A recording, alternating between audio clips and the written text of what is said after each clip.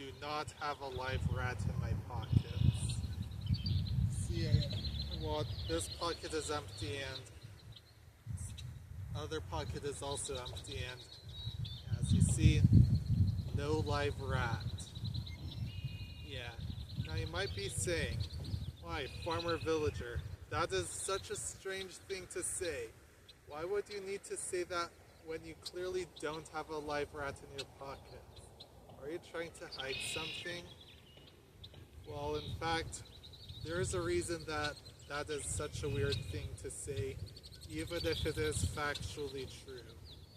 And it's because this statement violates one of the four Gricean maxims of conversation. And those are rules that we follow when we as speakers are trying to communicate in a cooperative manner.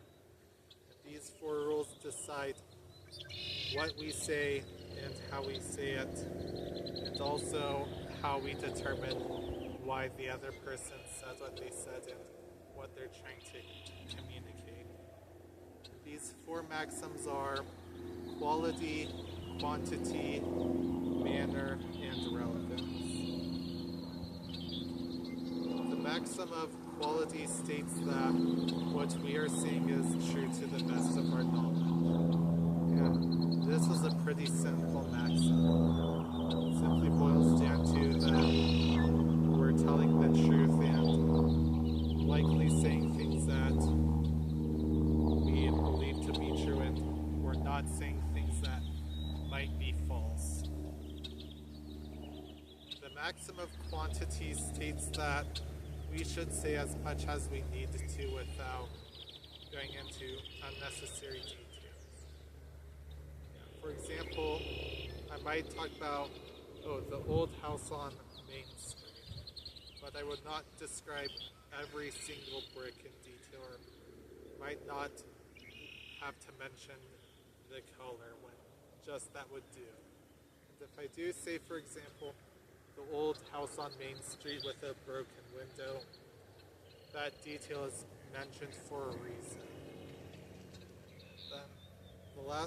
Then the maximum of relevance is that what we are saying matters to the conversation and is relevant, and that we don't just say things that have nothing to do with the topic out of the blue.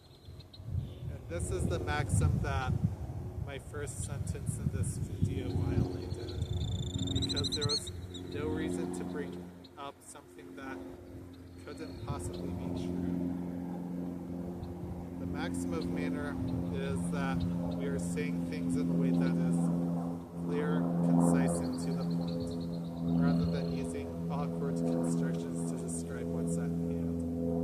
And a violation of this might look like someone saying, something was done that moved the plate that made it drop and shatter, instead of saying something much more straightforward like, I accidentally shattered the plate. Note that many of these maxims can overlap with one another. For example, the maxim of quantity can often overlap with the maxim of relevance, because the reason you're including more detail has to do with how important that detail is. Sometimes there are cases where at first you might think that the speakers are not obeying these four maxims, but if you look a bit deeper, they're actually obeying the maxims perfectly. For example, if you said you were hungry and I said, I have a bag of chips in my backpack, then you would know that I am likely to offer them to you. Yeah, this is because while on the surface my response seems to break the maxim of relevance, you can instead reinterpret what I said to think, maybe this bag of chips in farmer villager's backpack is relevant, and figure that I'm trying to communicate that I'm willing to give them to you. Another thing is that sometimes we violate these maxims on purpose in the way that we want the other speaker to notice. This is what linguists call flouting, one of the maxims. And like, for example, if you're asking me some uncomfortable question and I said, what lovely weather we have outside, then you would know that I am purposefully breaking the maxim of relevance and trying to communicate the idea that I don't want to answer your uncomfortable question. Now, this is my first attempt at making a YouTube video about linguistic stuff. And I would like to thank a friend of mine who reviewed and edited this script. This video would not be as good as it is without his support. Thanks for watching, and feel free to comment if you have any questions or criticisms about this video.